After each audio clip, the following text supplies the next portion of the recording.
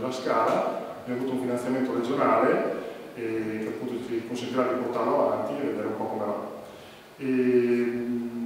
Poi ovviamente vabbè, festa dei nonni, la festa dei nuovi germogli, e la cosa importante che devo dire è che queste attività per la famiglia, per noi come amministrazione, sono condivise un po' da tutti, quindi abbiamo il consigliere delegato alla famiglia qui presente, Gabriele Soardo, che è un vulcano di idee, questo è indubbio, lui pensa tutto il giorno a cosa fare, poi cerchiamo di concretizzarle con l'assessorato sociale, che aspetta fortunatamente me, però abbiamo il sindaco che è sempre lì, che dai pensate a qualcosa di nuovo, dai c'è il Fiji Family Festival anche quest'anno, dai che riusciamo a partecipare quest'anno, e la collaborazione di tutti gli assessori, poi il comune è piccolo, quindi alle serate di parliamo, l'assessore delle attività produttive arriva con la telecamera a filmarci, e quindi non è appunto l'individualità, ma è la forza di tutta l'amministrazione, di tutto il gruppo, che ci dà questa energia e ci permette di vincere appunto questo premio.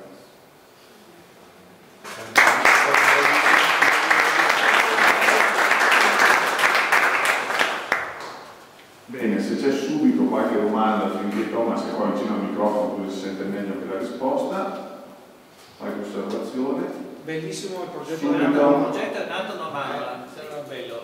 Sì. Già diciamo senza anche le mamme prima che lo diventino? No, allora il progetto parte nel momento in cui, dicevo, il papà e la mamma arrivano in comune per registrare il figlio. E per la mamma prima appunto abbiamo il centro d'ascolto ovviamente, e anche qualche serata, insomma, incontri stiamo organizzati. Però ovviamente nel momento, infatti la prima cosa che ci ha segnalato l'ostetrica era bisognerebbe raggiungere prima effettivamente per prepararle proprio al momento del parto, però ci stiamo lavorando.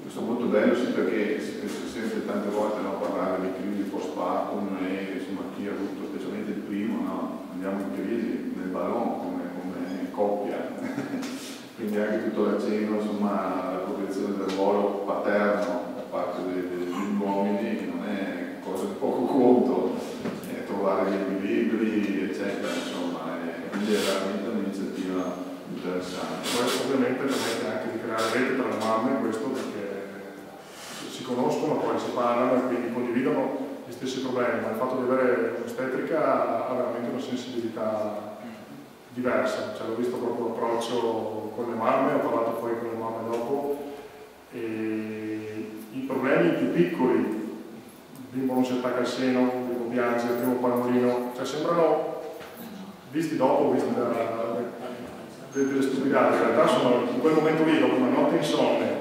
la crisi del papà che non sa più da che parte stare, perché effettivamente il nostro ruolo è molto cambiato. Parlo nostro perché il mio secondo figlio ha 4 mesi, quindi lo sto rivivendo di nuovo, e il papà che non sa più da che parte stare, i nostri genitori avevano un ruolo ben determinato, il papà è questo, quello fermo, deciso, porta a casa i soldi e comanda. E per noi è diverso perché dobbiamo essere diversi, però non sappiamo come. E quindi avere anche un punto di riferimento per quello su cui parlare è positivo. Qualche altro vuole? Prego. No, mi chiedevo se entrando sulle presentazioni di Sarizzole e Castelnuovo, sono molto ammirato dalla sensibilità degli amministratori rispetto alle politiche sociali. Io sono un politico e ho sentito parlare un linguaggio degli amministratori che è un linguaggio tecnico di vicinanza rispetto alle esigenze che vengono dal territorio, che solitamente le prime sentite sono quelle dei tecnici, ecco, e sentire gli amministratori così vicini, prossimi a queste tematiche mi ha colpito molto. Chiuso parentesi. Grazie. Complimenti. Mi chiedevo se, era una mia curiosità, rispetto ai progetti, alle politiche implementate, ci sono dei sistemi di valutazione poi?